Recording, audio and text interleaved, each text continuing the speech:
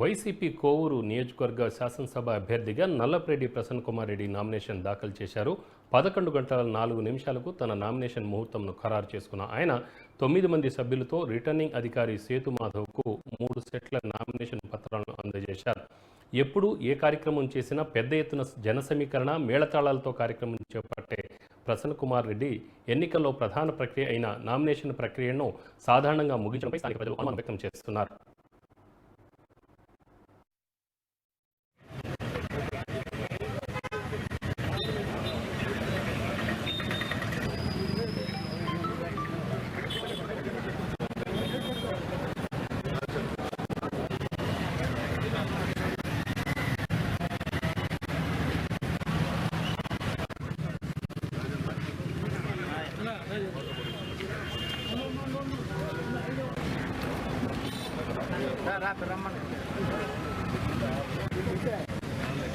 Shri YS Jaganmohan Reddy గారి ఆశీర్వాదంతో, విజయసాయి రెడ్డి గారి ఆశీర్వాదంతో, మా పార్టీ నాయకులు కార్యకర్తలు ఆశీర్వాదంతో, కోవూరు నియోజకవర్గ ప్రజలు, నెల్లూరు జిల్లా ప్రజల ఆశీర్వాదంతో, స్థానిక సంస్థల ప్రజాప్రతినిధుల ఆశీర్వాదంతో నామినేషన్ వేశాను.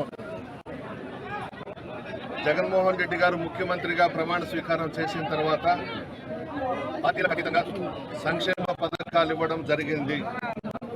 ఆ సంక్షేమ పథకాలే మాకు గెలుపుకు శ్రీరామ రక్ష.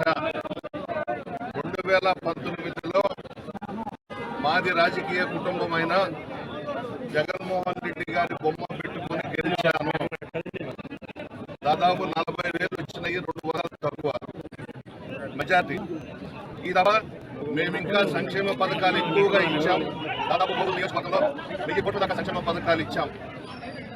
ప్రతి కుటుంబము లబ్ధి పొందుండారు.